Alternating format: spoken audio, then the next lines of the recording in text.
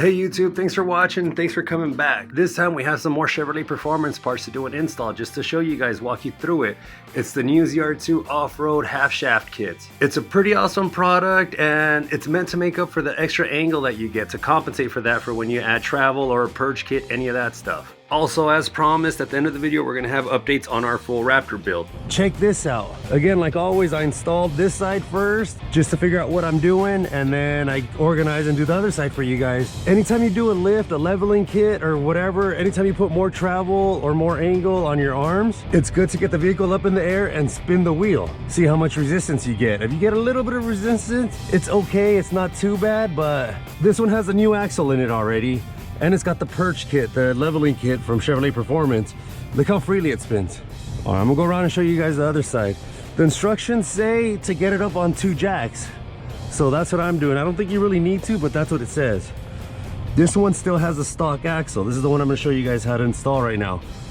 I'm gonna spin it. If your axles are binding this much or more, slightly more, you're still okay. This is because we're at full droop. Once you get it off the jacks, it'll be level and it'll be fine. I'm gonna spin it. Look at the difference. That's resistance from the angle. So I haven't seen the stock ones fail on anything. They're tough as hell, but yeah, the new ones are a lot better. If you're gonna be lifting it, if you're gonna do anything, just any kind of abuse, they will get you much longer performance. Look at that, just longer reliability, all that stuff. So I'm gonna cut to show you guys. I put these two on a scale for you guys so you can see the difference. Not only is this one beefier, it's also lighter by a few pounds. And speaking of going back, I'm gonna cut to a shot right now. I gotta make a correction on the last video. When I first installed the purge kit, I didn't adjust my shock right, and it caused some damage to the boot. It was rubbing, see, and it made a little hole. They might be able to be repaired. If not, we'll take them shooting and see if GM parts are bulletproof. You are gonna need some tools. So I got my impact driver, a wrench set. Metric is better, but whatever, standard's good too. Your sockets, I have metric and standard. Allen wrenches, I know they're a jumbled mess, but you need a few different ones. I'll go through it as we go. And speaking of the previous video mistakes, I told you guys it was an 18mm socket for the shock towers. I was wrong, it's a 15mm, but this is the one you want with the bendable head. This was hard to find. AutoZone, O'Reilly's, no one had it. Home Depot, I had to go to Napa. It's a deep socket 35mm, and then to install the new one, you need a deep socket 36mm. I also damaged one of the parts. So this is a $5 GM part. It's the bolt for the lower control arm that goes into the knuckle. I grabbed an extra one just in case. Hopefully I don't need it, but I'll show you guys what I did. The nut on it, when you're tightening up the new axle, it goes at 185 pound-feet of pressure, and this one only gets to 140. Napa has some versions, or no, AutoZone had some versions that started at 30 bucks and all the way to around 100 bucks of just analog ones like this. I splurged and got myself a digital one just so it beeps when I'm cranking on it. So this is nice. And then obviously the instructions, and you'll also need a sledgehammer, maybe a rubber mallet. I'm using these just because I have these, but you don't need this tool. I'll show you guys later when it gets to it. And some blue Loctite. Remember, always blue, never the red. Let's take the wheels off. All right, real quick, I know some of you guys are gonna give me some crap. I got spacers on here. All right, they're 1.5 inch. You can get away with 1.25 if you're running the stock wheels or if you're running the AEV wheels. Anything shorter and you'll have to trim your lugs. So I wanted something I could take on and off, like for track use, leave these on, and then I get no articulation because look, I'll hit. So yeah, I'll take these off. It's a pain, but it looks good. So whatever, I'm gonna keep it, and I like it more planted and stable at high speeds. I wouldn't recommend it though. You're gonna put a lot of stress on your components. Whatever, check in the comments. Somebody's gonna hate on it. Guaranteed. More on this screw later, but damn, I got the screw back in there. But yeah, look, my whole brake drum was loose. Jesus. The instructions say to take this off first, so let's go ahead and do that. That's your 35mm deep socket, and it barely fits. You see it kind of wiggle in. So yeah, just wiggle it in, make sure it's good. And it says use a breaker bar, but I'm gonna use my impact driver. And for this part, you need 2 people. You need an assistant, someone to be holding the brake, your kid or whatever. But here's a little bicep trick. You see in the rotors, you could fit these in there. So since you're gonna be loosening it, just slide it in one of those and let it lock up with the calipers. And it gets stuck in there. Or here, I'll show you guys how to do it if it happens to you. Just kind of work it out. Okay, so once the nut comes out, there's a little washer in here. You don't need to take out. It's trash, but might as well. All right, so the next step in the instructions is to push this bolt out. And there's some special tools. They go over the lug nuts here, or I couldn't find the right one that I needed, and they're pricey. So I'm gonna show you guys a way that I did it. That's a no-no, but I was able to do it safely. So I'll show you guys. So what we're gonna do is just jump ahead and start taking stuff off. I'm gonna take off this bracket here just to not stretch my lines too much. I'm gonna take off this little bracket right here. That's for your wheel speed sensor, and this one. And then we're gonna go ahead and disconnect the upper control arm. We're gonna disconnect the lower control arm as well. We're gonna remove the brake calipers and the tie rod assembly, just here, not this. And also the anti-sway bar assembly, just from this part. So it's a little bit involved, but it's not too bad. Let's start with the lines. What's that, 13 millimeter? To take off this little bracket. Holds your brake lines and your wheel speed sensor. Come on, be 10 millimeter. Yes. Yeah, I started this at around 7 in the morning, so I'll let you guys know what time I finish. But mind you, recording cuts into a lot of the process. So you should be faster than this. And it took me all day yesterday on the other side, by the way, so if it takes you too long, don't worry. Yeah, turn this into a 2-day job unless you have all weekend. It's exhausting too, by the way. I don't know if you want to do all of this in one day. All right, so that'll be fine right there. And this guy, I think it's a T30.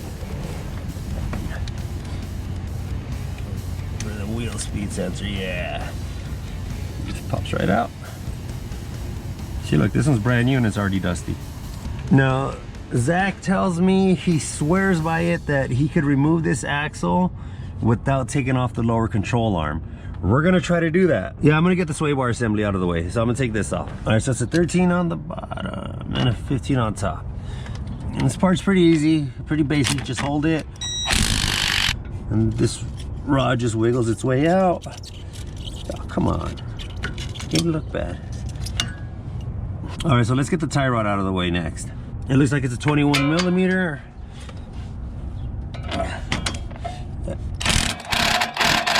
It's got the smashy bolt that you could just pound on to get off. That's it. So now, upper control arm. This part sucks. I don't know if you guys can tell, but might have to hold it with an Allen wrench. Might not. Let's just get the socket in there, see what it is. Hopefully it's a 15 again. Don't trust my socket sizes, guys. This one's an 18. I'm always a little bit off on something. Looks like it's working. Come on, keep working. The screw on the bottom might just start spinning. The move, this isn't the right size, but the move would be to put an Allen wrench there and then get a key. I'm sorry, key and wrench is the same in Spanish, so that's my paisa. Just get a wrench, hold this down, and then wrench this outward. But I think we're okay. Just to see, I'm gonna use the rubber mallet, see if I could get this separated. I could bang up a little bit here, bang up a little bit there, but if I got a whale on it, I back the bolts out so it's flush with the screw. I'm gonna beat up on that upward to get this to dislodge.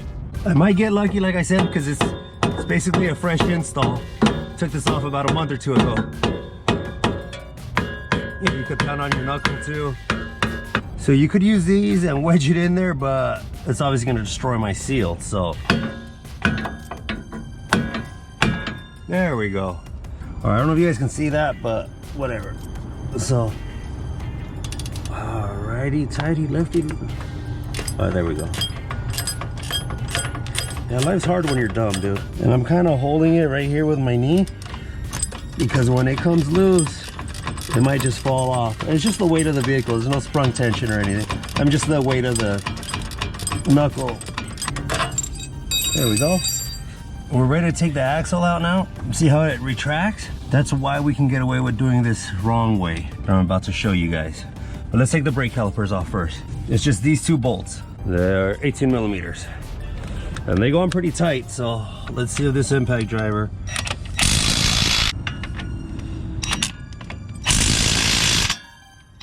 Wrong way, stupid. I just got some straps. I'll show you guys what I need them for right now.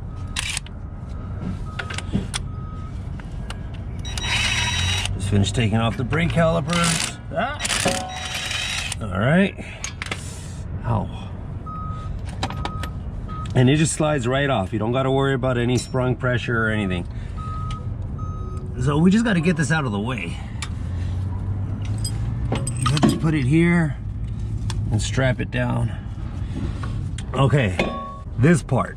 So I'm gonna show you guys the no super Via Mexico way to do this. Like I said, I don't recommend any of you guys doing it. Some of you true mechanics would scoff at this because you could damage some components, but that's why I left it last.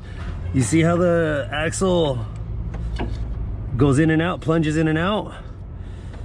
So when it was installed with all this together, it was already in position. So if I hit it, I'm gonna be putting pressure against the back end, and sometimes there's bearings back there. So now I'm just gonna pull it all the way out, and now it's got some give to retract, and I'm gonna beat on this bolt and it will come out.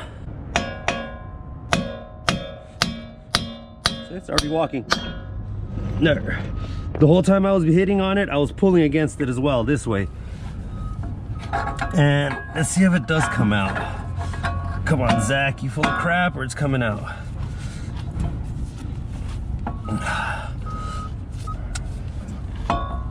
Man, see, I might have to apologize later, but as of now, Zach, I'm calling BS that you could remove this without taking off the lower control arm. But maybe if I separate it from up there. I gotta put this back in, which is not going in. All right, got it back in. All right, so it's already loose here.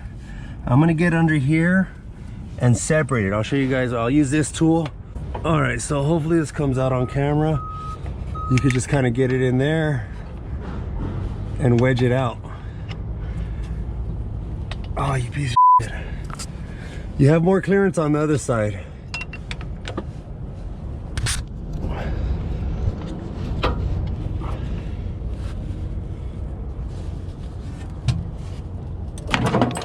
Whoopsies.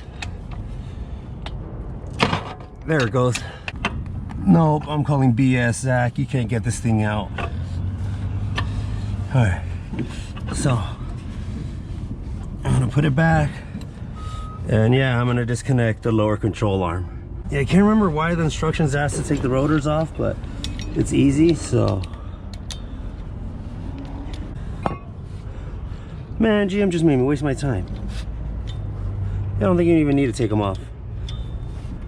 But either way, mine could have used the cleaning, because who knows how much debris got under there since that bolt was loose. That's probably not the best way to set them down, is it? So to get to this, I'm gonna temporarily just place that in there. It's just your tie rod assembly, and just finger tight so I can get to this. Size 8.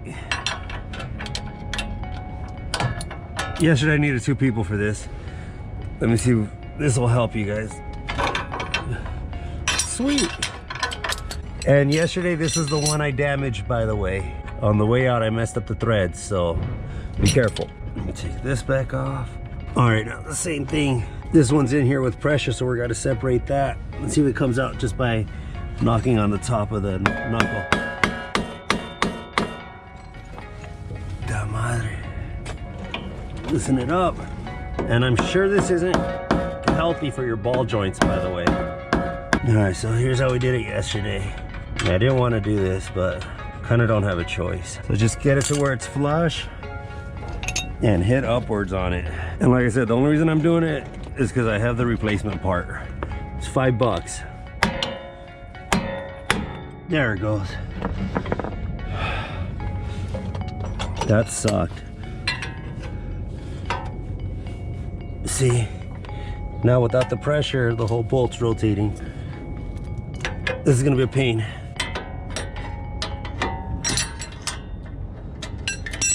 All right, look.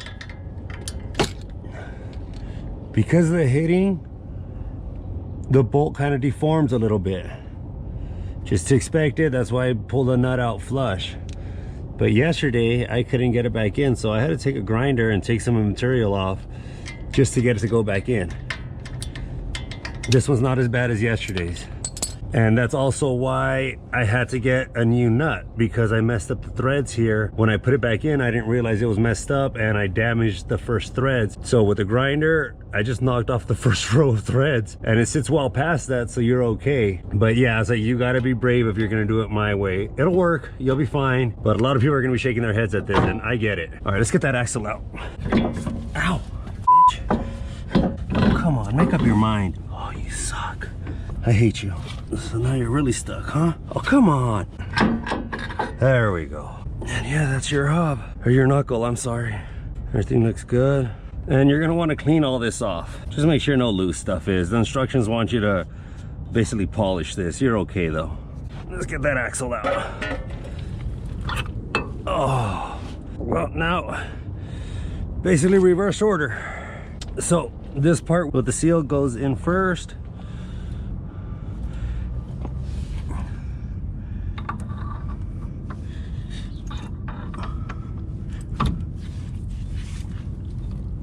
I think that's in.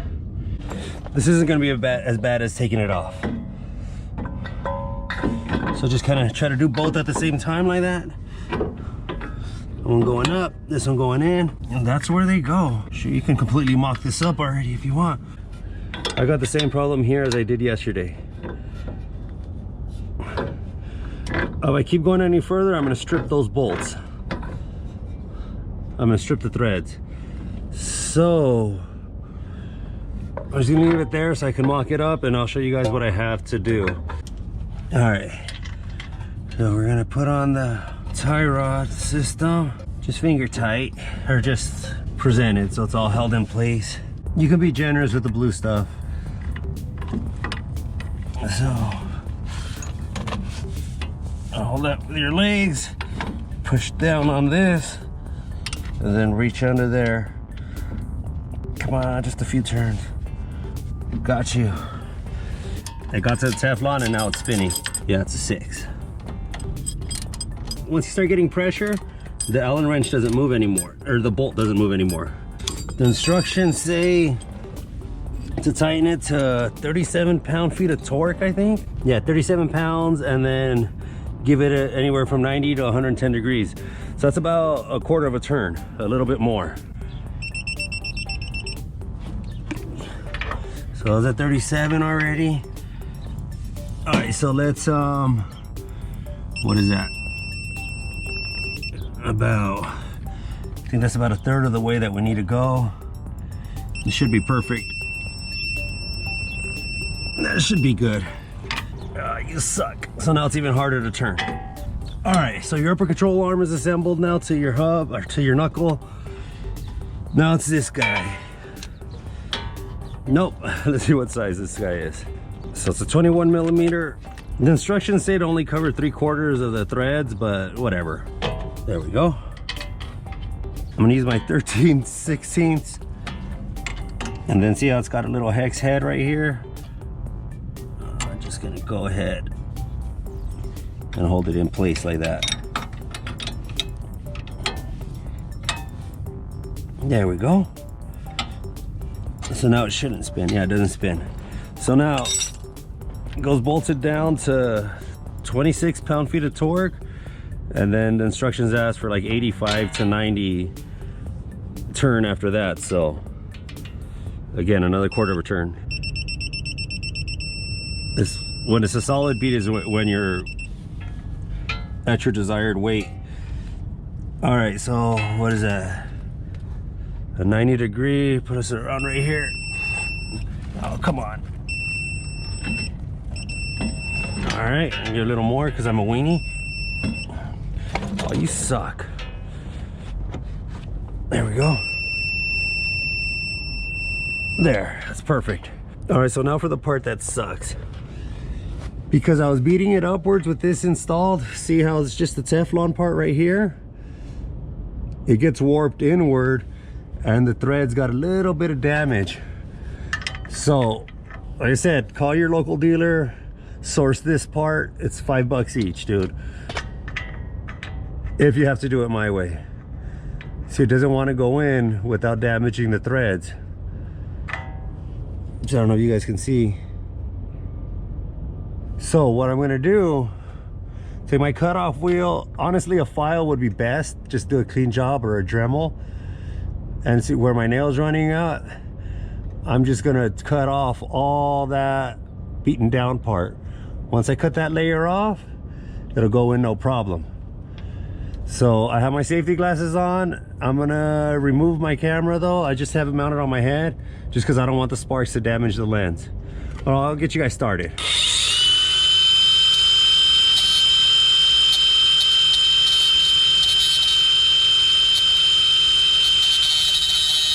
What the hell? I just ripped my pants. Awesome. All right, so that's enough grinding. I don't know if you guys could see. Just took off some of that bottom material, followed it up to here, and got to here. Along the way, I stopped 3 times to check if it would go in already, and it didn't, so I kept going. So just go like that, and watch, check this out. See right there, starts getting tension. Oh, with the new one, hold on. Right there starts getting tension. So the way to check is retain your old one and push it through. See right there, just work it back and forth to the tension part. And honestly, this old one would have worked, but this new one should grab now. Awesome. On yesterday's install, we just powered through and I ended up damaging the threads even more. So don't do that. And obviously, this is not the way you want to install these parts. Let me put some Loctite on it, I'm sorry. But if you have to, you'll be fine. And if you take it to a shop, any reputable shop will have the right tools. So when you pick it up, check it out. Check out the damage here. Make sure there's not too much damage from beating on all the parts where we take it off. There's gotta be a better way to do this. 55 pound-feet of torque and then 90 to 105 degrees after, so same thing. What was that? 55. Yep, I don't have the right socket size for that, so I'm gonna guess. The tie rods one was, what was that? Was at 37. So I'm just gonna kind of use that and put a little bit more on it and use that as a gauge. All right, so just, that feels like it's about the same. Oh, great. Just let it turn, I guess. Yeah, it feels like it's about the same. So I'm gonna give it the 90 degrees.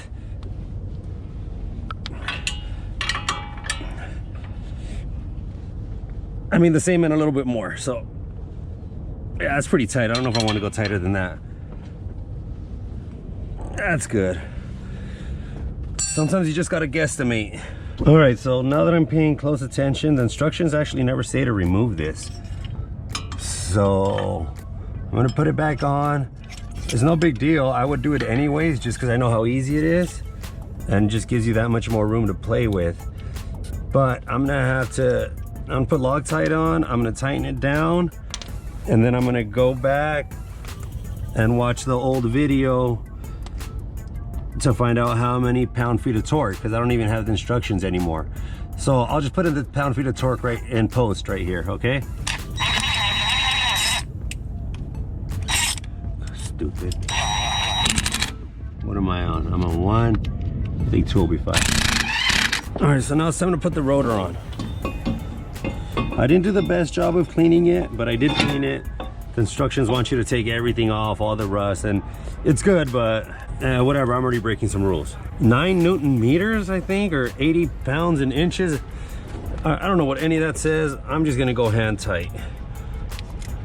As tight as this little thing lets me. Kind of wiggle it, make sure it's flush. Oh, stop moving. Let's do the calipers first. This should just go on right here. Uh-oh. Uh-oh. All right, be nice. There it goes. Some Loctite. I have 1 bolt in there just holding it up.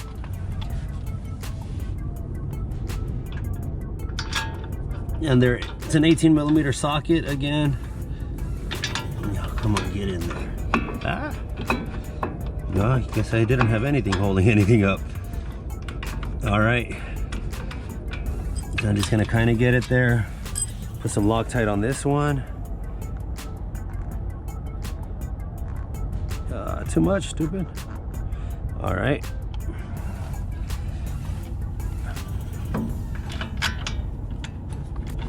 And in they go. And these go to 133 pounds of pressure. So, or pound-feet of torque or whatever.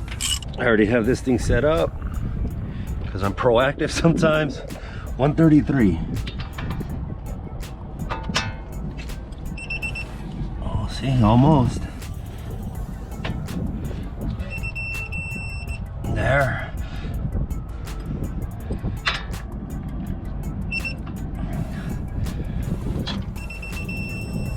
So now we're good to start putting these lines back on. So this one goes on just here, that little tab. And then this one just goes right back in there.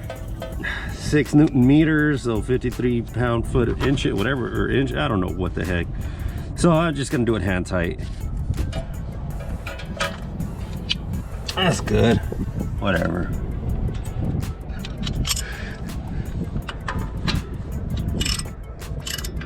Now we got this one, and the instructions don't say to take this off, so it doesn't even say how much to tighten this up to. So again, just use your judgment. Oh, got lucky.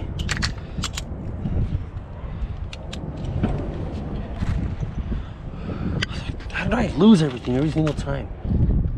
That's good enough. All right, ready to boogie. Now it's just the main nut that goes in there. Where is it? And this one you will need a 36 millimeter deep socket, I believe. All right, yeah, here's the instructions are a little confusing. It says install the original spacer and then the new bolt. New bolt comes with its own little washer though. Not spacer, I'm sorry, washer. So don't worry about it. It doesn't even fit, look. I was worried about it, so you don't have to be. Let's get some Loctite on there. And what's it say? 185 pound-feet of torque. Jeez. All right, so we're just gonna see how strong a little Ryobi torque wrench is. Hey. All right, so I'm gonna drop the Allen wrench right here again just to lock it in place and start tightening it. All right, let's see how tight that is. We got to go to 185.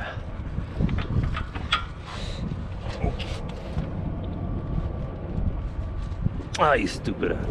All right, let it get all of its turn. All right. Damn, can't believe the impact driver actually got to 185. All right, I'm gonna loosen it and then tighten it up by hand. You suck. Ow!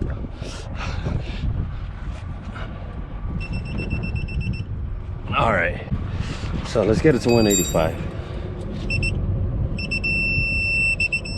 There you go. Yeah, so that's it. Just gonna install the spacer and then the wheel and we're good to go. All right, let's get the tire back on. The wheel. All right, so we're almost done cleaning up. These should be the only spare parts you have. And then these were because my low budget install. Let's go for a test drive. Now the brake pad was sticking a little bit on this side. It should all adjust automatically.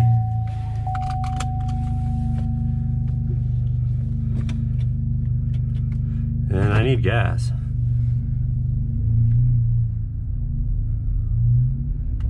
That's fine, feels normal. I mean, that's kind of the point. You're not supposed to notice a difference.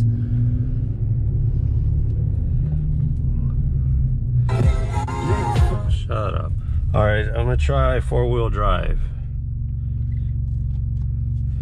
104 high.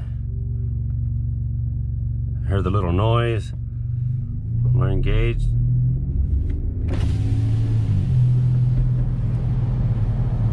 No weird sounds.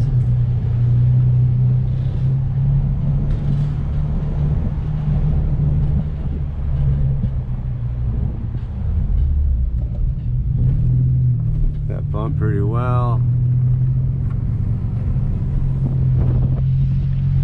Not bad, feels fine. I'm gonna put it in neutral, go 4 low. Stability track off. Oh, still in neutral. All right.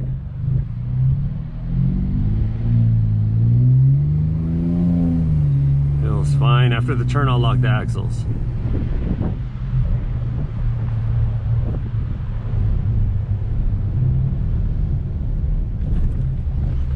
That feels fine. All right, let's lock the front axle. Oh, gotta lock the rear first, sorry. All right, we're all locked up. She's fine.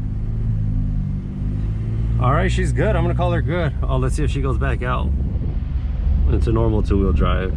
So I'm gonna get it back up in the air right now. Hopefully the brakes adjusted with that, and we'll see if the wheel spins freely. Don't be scared, fool. All right. Gotta warn you guys, during the install, you gotta be careful with that brake guard, that metal thing. I dented it, warped mine a little bit, and it was causing some resistance. Also, if I can sneak in an update on our Raptor build, the Gen 2 Raptor, it's ready for assembly already. The cap's stitched together. All the plastics are gonna go back on. We ordered seats. It's still a while, but there's a lot of progress being made. The goal is to have it mechanically functional by mid to late November. It's naive not to be flexible on such an ambitious deadline, but we'll keep you guys updated every video. Also, stay tuned for our next video. We had a friendly competition. A Tacoma challenged us on the dirt tracks at California City, and we were lucky enough to get some FPV drone footage for you guys. So that's it, guys. Hopefully this video was helpful. Please subscribe and like, but please share if you know anybody that's been interested in getting any of these parts or wants to install it themselves, or just to keep an eye on what their mechanic did right or wrong. So I'm gonna put a link in the description, obviously, to where you guys can order this or any Chevrolet Performance part. So until next time, just keep getting to know your vehicle better, keep building it up, and keep it dirty.